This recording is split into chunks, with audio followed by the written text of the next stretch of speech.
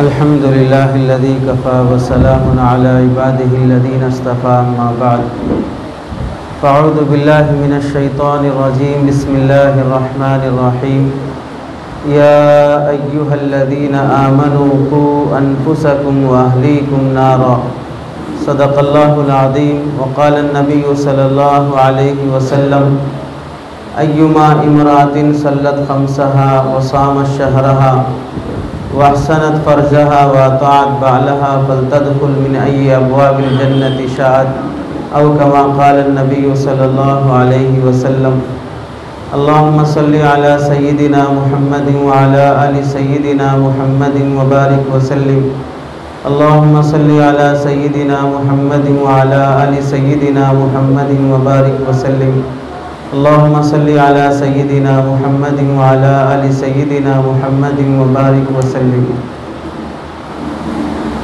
मेरे मोहतरम अज़ीज़ों, बुज़ुर्गों और दोस्तों, हम सब यहाँ पर अपने अकाबिर से इस्तिफ़ादे की गर्ज़ से जमा हुए हैं। असल बात हमें अपने अकाबिर से सुनना है। कुछ देर पढ़ा और सुना हुआ सबक आप हज़रात के सामने दोहराने की गर्ज़ से यहाँ पर बैठने का हुक्म है। यहाँ जमा होना बहुत बड़ी सआदत की निस्बत से है कि 4 तालिबात ने कुरान मजीद का हिफ्ज़ मुकम्मल किया है। अल्लाह के कलाम को याद कर लेना, सीने में बसा लेना बड़ी सआदत है और ये सिर्फ़ इस उम्मत की सआदत है। पहली उम्मतों को अल्लाह ताला उनके अंबिया पर नाजिल की गई आसमानी किताबों के हिफ्ज़ का न मुकल्लफ बनाया था और न उन्हें वो तौफ़ीक़ हासिल थी कि वो तौरात याद करते, ज़बूर याद करते, इंजील याद करते। जिस नबी पर जो किताब नाजिल होती सिर्फ़ वो नबी उस किताब के हाफिज़ होते, सिवाय हज़रत उज़ैर अलैहिस्सलाम के कि उन्होंने तौरात हिफ्ज़ किया, अगरचे कि वह हज़रत मूसा अलैहिस्सलाम पर नाजिल हुई थी।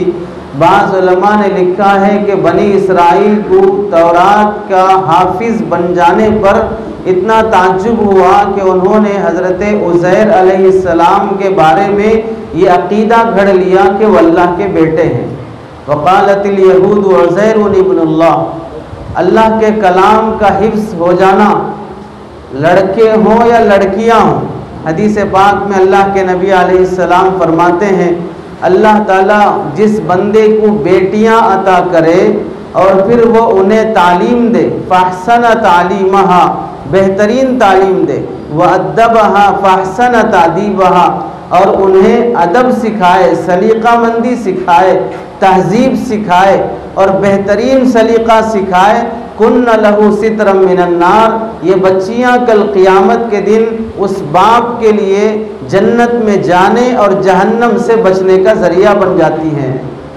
हदीस पाक में अल्लाह के नबी अलैहिस्सलाम ने फरमाया, जो ख़ातून 5 वक्ता नमाज का एहतमाम कर ले, रमज़ान के फ़र्ज़ रोज़ों का एहतमाम कर ले, अपने शोहर की इताअत और ख़िदमत कर ले और अपनी इज़्ज़त और इस्मत व हया की हिफाजत कर ले, अल्लाह ऐसी इबादत गुज़ार पाक दामन ख़ातून के लिए कल मैदान हश्र में ये खुशखबरी सुनाएंगे। उसके लिए जन्नत के 8 दरवाज़े खोल दिए जाएंगे और उससे ये कहा जाएगा कि जिस दरवाज़े से दाखिल होना चाहो तुम्हें इसका इख्तियार हासिल है। तालीम लड़कों के लिए जिस तरह ज़रूरी है, लड़कियों के लिए भी ज़रूरी है। हज़रत थानवी रहमतुल्लाहि अलैह फरमाते हैं, लड़कियों की तालीम की वजह से अगर लड़कियों में कुछ बिगाड़ आता हो तो बिगाड़ को सुधारने की कोशिश की जाएगी, तालीम को बंद नहीं किया जाएगा। हाफिज़ा बनाने से, आलिमा बनाने से किसी तरह का मनफी पहलू पैदा हो जाता हो, तरबियत और जहन साजी ऐसी की जाएगी कि वो मनफी पहलू ख़त्म हो जाए। ऐसा नहीं किया जाएगा कि उन्हें ना हाफिजा बनाया जाए, ना आलिमा बनाया जाए। अल्लाह के नबी अलैहिस्सलाम पर नाजिल होने वाले कलाम को जिस तरह सहाबा ने याद किया, वैसे सहाबियात ने भी हिफ्ज़ किया है। हज़रत आयशा रज़ी अल्लाह तआला अन्हा हाफिज़ा थी, हज़रत हफ्सा रज़ी अल्लाह तआला अन्हा लिखना भी जानती थी, पढ़ना भी जानती थी, हाफिज़ा भी थी। हज़रत उम्मे सलमा रज़ी अल्लाह तआला अन्हा हाफिज़ा थी। कई सहाबियात के मुतालिक हिफ्ज़ कुरान के साथ साथ तदब्बुर कुरान का भी अल्लाह ताला ने उन्हें मलका अता किया था। किस आयत का क्या मतलब है सहाबा को समझ में ना आता हो तो हज़रत आयशा रज़ी अल्लाह तआला अन्हा से रुजू किया करते थे। इब्ने खतीब बगदादी रहमतुल्लाह अलैह बड़े उलमा में से गुजरे हैं। उन्होंने लिखा है कि मैं जहाँ मर्दों से इल्म हासिल किया वहीं 80 से ज़्यादा ख़वातीन से मैंने इल्म हासिल किया है। इब्ने हजर रहमतुल्लाह अलैह ने लिखा है कई उलमा के मुतालिक कि उनके असातिज़ा में हज़ारों की तादाद में जहाँ मर्द हजरात होते थे वहीं 100 की तादाद में ख़वातीन उनकी मुअल्लिमात होती थी। ख़वातीन से पढ़ने का कमाल भी उन्होंने हासिल किया था। सनद हदीस में जिस तरह कम रुवात की वजह से सनद आली हो जाती है, उनमें ख़वातीन भी दरमियान में राविया बन के आती थी, जिनकी वजह से उस मुहद्दिस की हदीस की सनद आली शुमार होती थी। मुसीबत यह है कि हमें अल्लाह ताला ने जो फुर्सत और जो मोहलत का मौका अता किया है उसको गनीमत समझकर औलाद की तालीम और तरबियत पर जैसी तवज्जो देनी चाहिए वैसी तवज्जो नहीं दी जाएगी तो जो उम्मीदें अपनी औलाद से वाबस्ता की जाती हैं वो हिमाकत और नादानी के अलावा कुछ नहीं कही जा सकती। अल्लाह ताला ने लॉकडाउन जैसा कोड़ा हम पर बरसाया अपनी मासियत और ख़ताओं की वजह से। ये सुधरने वालों के लिए बहुत बड़ा मौका था। कहते थे कि लॉकडाउन से पहले दिन में शादियां नहीं हो सकती, मुख्तसर एक खाने पर दावत इक्तफा नहीं की जा सकती, बैंड बाजे रसूमात और डीजे के बगैर हमारे निकाह नहीं हो सकते, खानदान का वक़ार और स्टेटस बाकी रखने के लिए लाखों रुपए सिर्फ पेंशन हालों पे उड़ा दिए जाएंगे। जैसे ही खांसी और बुखार और जख्म और फिर ये शुरू हुआ तो फिर वो लोग जो अपने उंगलियों पर 400 लोगों को दावत देने के लिए गिन लिया करते थे कि हम कम लोगों को नहीं बुला सकते, वैसे लोगों को 4 आदमी भी कंधा देने के लिए नहीं आ रहे थे, दफनाने के लिए नहीं आ रहे थे, जनाजा उठाने के लिए नहीं आ रहे थे। दोस्त वो नहीं होता है जो सेल्फी में साथ खड़ता है, दोस्त वो होता है जो मुसीबत में साथ खड़ता है। दावतों में पहली बेंच पर बैठने वाले को अपना दोस्त समझा है, मुसीबतों में कंधा नहीं देने वाले ने बता दिया कि दोस्त कौन है, अपना कौन है और पराया कौन है। नमाज के लिए वक्त नहीं था, उम्र क़ज़ा की नमाजों के लिए वक्त नहीं था, तिलावत के लिए वक्त नहीं था, ड्यूटी है, जॉब है, बिजनेस है, इसलिए मस्जिद का रुख नहीं किया जाता था। मस्जिदें वैरान पड़ी होती थी, एक मस्जिद के लिए हंगामे किए जाते, महल्ले की मस्जिद को बर्बाद किया जाता और दूसरी मस्जिदों के सिलसिले में नारेबाजी की जाती थी। अल्लाह ताला ने दिखा दिया 1 साल, 1.5 साल, 2 साल पूरी दुनिया को गोया के जेल खाना बना दिया। आज़ादी भी है फिर भी पाबंदी भी है, बाहर निकल भी नहीं सकते, कैद खाने की जिंदगी है। अब ऐसी मोहलत का अल्लाह ने वक्त दिया था, कुछ बन के दिखा सकते, ऐसे मौके पर अपनी औलाद को वक्त दिया जा सकता। कितने अल्लाह के बंदे सिर्फ लॉकडाउन के अरसे में अपनी औलाद पर तवज्जो दी, नूरानी कायदा शुरू किया, नाज़िरा मुकम्मल किया, 12 महीने के अरसे के अंदर अपनी 9 साल की बच्ची को हाफिज़ कुरान बना दिया। और कितने माँ बाप ऐसे महरूमुल किस्मत भी हैं जिन्हें ऐसा मौका मिलने के बाद सबसे ज्यादा मशगला उनका यूट्यूब था, इंटरनेट था। अपने घर में होते हुए, बीवी बच्चों के साथ होते हुए भी अपनी औलाद को वक्त देने तैयार नहीं थे, घर वालों के साथ तालीम में मसरूफ होने तैयार नहीं थे। अपनी औलाद को सीरत सुनाने के लिए, अंबिया के, सहाबा के, औलिया के वाक़ियात सुनाने के लिए उनके पास वक्त नहीं था। असल मर्ज जिस्म का कैद हो जाना नहीं है, असल मर्ज कानूनी पाबंदियों का लागू हो जाना नहीं है, असल मर्ज हमारा नफसानी मर्ज है। हम चाहते नहीं है कि कुछ करें, हम चाहते नहीं है कि कुछ पढ़ें, वरना तो कई उलमा जेल खाने में होते हुए वो कारनामे कर दिखाए जो आज आज़ादी की ज़िंदगी में असबाब की फराहमी के बावजूद भी वो कारनामे अंजाम नहीं दिए जा सकते। हज़रत मबसूत सरख्सी अल्लामा सरख्सी रहमतुल्लाह अलैह ने कुएं के अंदर रहकर अपने शागिर्दों को फ़िक़ा लिखाई। जब उस फ़िक़ा को मुरत्तब किया गया तो 15 जिल्दें बन गई उस फ़िक़ा की। कुएं में बैठकर फ़िक़ा लिखा रहे हैं। इब्ने तैमिया रहमतुल्लाह अलैह जेल में रहकर अपने शागिर्दों को पढ़ाते हैं। उनके वो फतावा मुरत्तब किए गए तो 36 जिल्दों में वो फतावा मुरत्तब होते हैं। कई उलमा, हज़रत शेखुल हिंद रहमतुल्लाह अलैह तर्जुमा शेखुल हिंद का 10 पारे देवबंद में तर्जुमा किया, 20 पारे माल्टा की जेल में और सूरे निसा तक का हाशिया माल्टा की जेल में लिखा है। हिफ्ज़ुर रहमान सेवारी रहमतुल्लाह अलैह कससुल कुरान का अक्सर हिस्सा जेल में लिखा है। तर्जुमान तफसीर तर्जुमानुल कुरान अबुल कलाम आज़ाद रहमतुल्लाह अलैह 11 साल की मशक्क़त भरी जेल की ज़िंदगी में वहाँ तफसीर लिखते हैं। और कई अल्लाह के नेक बंदे बदिउज़्ज़मान सईद मुर्सी रहमतुल्लाह अलैह 30 साल जेल की जिंदगी में रहकर 6000 खुतूत अपने मानने वालों को, अपनी कौम की रहबरी के लिए जेल में रहकर खुतूत लिखकर लोगों की रहबरी करते हैं। मसला यह है कि हमें अल्लाह ने जो सहूलतें दी हैं, प्रिंट शुदा कुरान, रंगीन कुरान, जहाँ वक्फ हो, इख्फा हो, इजहार हो, सब निशानात के साथ भी दे दिया जाता हो, फिर भी पढ़ने तैयार नहीं है। एक रुकू याद करने की तौफीक नहीं होती है। साल गुजर जाएं, महीने गुजर जाएं, अगर हम व्हाट्सअप ना खोलें, ट्विटर ना खोलें, यूट्यूब ना देखें, गूगल ना देखें, इंटरनेट ना देखें, आज का अखबार ना पढ़ें तो खाना हजम नहीं होगा, हमारी तबीयत बेचैन हो जाएगी।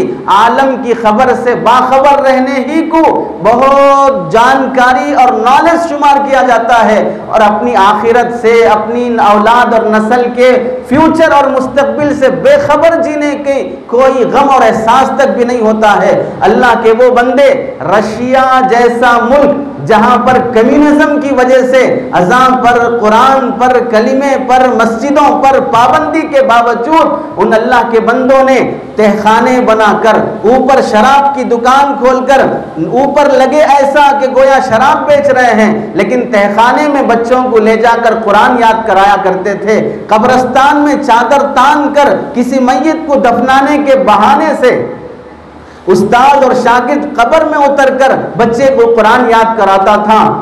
तुर्की जिन दिनों में कम्युनिज्म का शिकार था, सारी इस्लामी पाबंदियां वहां पर लागू थी, उन दिनों में वहां के उलमा शागिर्द को ट्रेन में बिठा लेते, लोकल ट्रेन का दिन भर का सफर करने के लिए टिकट खरीद लेते।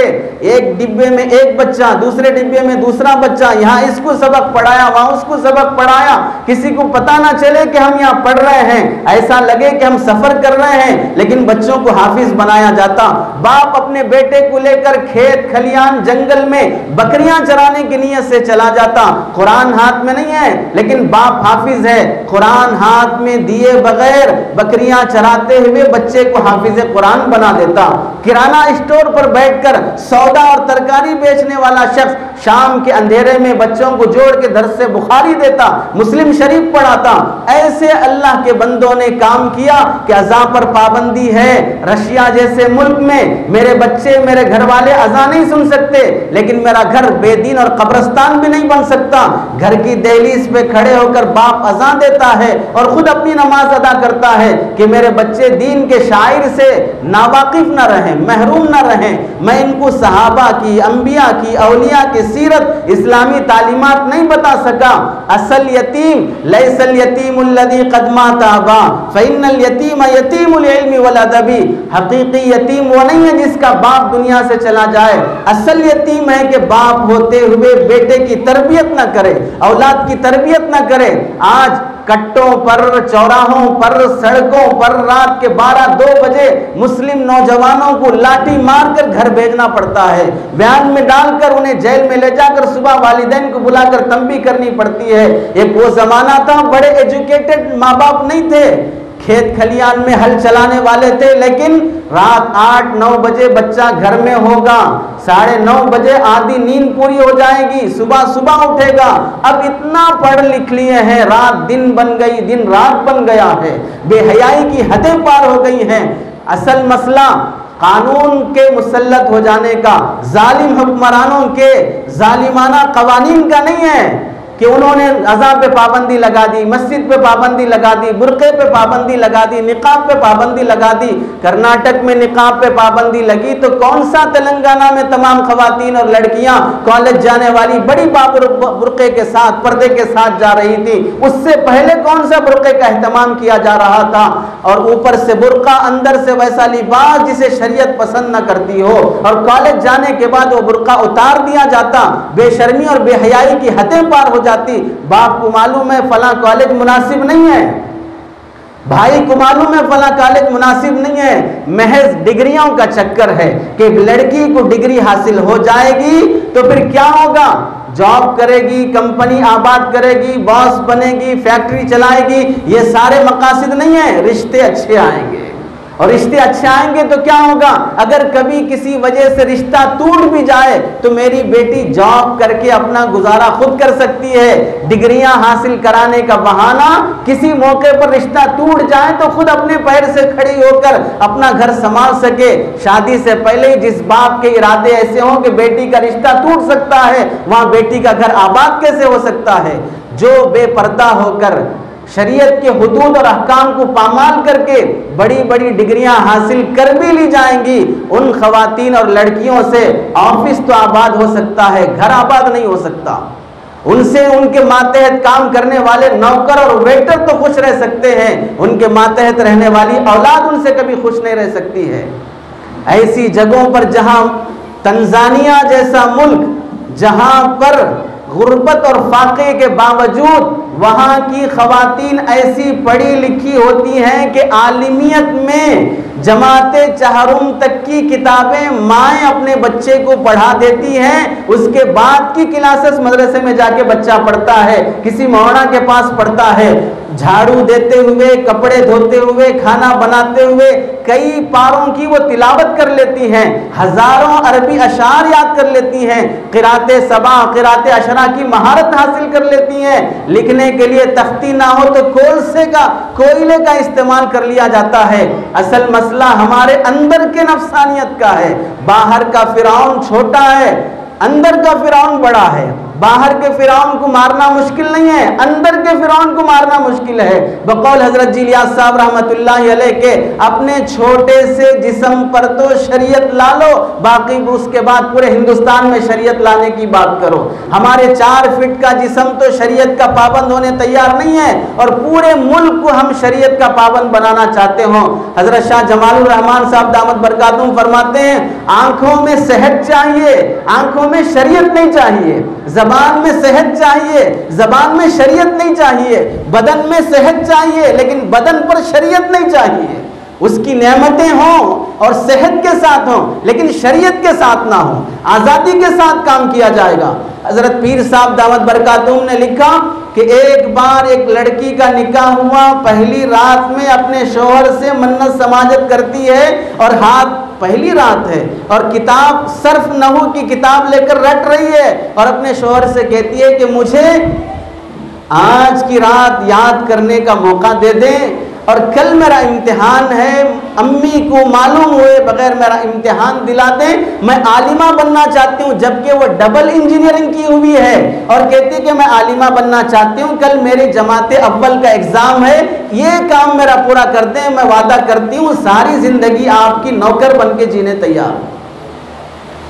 बच्चियां वो हैं जो घर जाने के बाद, ससुराल जाने के बाद खुशियां ला दें, शोहर का हक अदा कर दें, खिदमत के जरिए से सास ससुर की दुआएं ले लें। जो लड़कियां बार बार माँ की, मैके की, आने जाने की और कहने सुनने की आदी हो जाती हैं, उनसे कभी ससुराल खुश नहीं रह सकता, वो कभी अपने शोहर को मुतमईन नहीं कर सकती हैं। माँ अपनी पैदा करने वाली वो अंधी मोहब्बत करती है, और शादी के बाद जो शोहर की माँ होती है वो तुम्हारी खिदमत पर, तुम्हारी इताअत पर, वो भी तुम पर फिदा हो सकती है। हम खिदमत करना नहीं चाहते, हम फरमाबरदार बन के जीना नहीं चाहते, हम अपने नाज नखरों से तौबा करना नहीं चाहते हैं। हम ये चाहते हैं कि अल्लाह पहले जालिम हुक्मरान को ख़त्म कर दे। शायद के दुआओं में से कोई दुआ ऐसी जाती हो कि जालिम हुक्मरानों के खिलाफ दुआ ना की जाती हो। अगर बिल फर्ज अल्लाह करे इस वक्त जो जालिम हुक्मरान है, कल अल्लाह ताला उसको हटाकर, वक्त के फिरौन को हटाकर वक्त के हसन बसरी को कुर्सी पर बिठा दें, तो क्या हम में से सब अपनी औलाद को पर्दा कराने तैयार हैं? अपनी औलाद की तरबियत कराने तैयार हैं? कुरान की तिलावत और शरीयत के पाबंद बनने के लिए तैयार हैं? कौन सा कानून मेरी गली से 2 गज के फासले पर, 50 गज के फासले पर मौजूद मस्जिद में फजर की नमाज पढ़ने से रोक रहा है? कौन सा कानून मेरी अपनी बेटी और बहुओं पर पर्दे का पाबंद बनाने से रोक रहा है? कौन सा जालिम हुक्मरान मुझे अपनी दुकान पर सच बोलने, वादे का लिहाज करने, आने वाले को धोखा देने से बचने के बारे में कौन सा जालिमाना हुक्मरान मुझे पाबंद कर रहा है? मैं अपनी तिजारत में आजादाना तौर पर शरीयत की पाबंदी और उस पर अमल कर सकता हूं, लेकिन मैं उसके लिए तैयार नहीं हूं। लेकिन मैं अपने नफ्स को बदलना नहीं चाहता हूं। पहले ये चाहता हूं कि जालिम हुक्मरान बदले, फिर मैं बदलूंगा।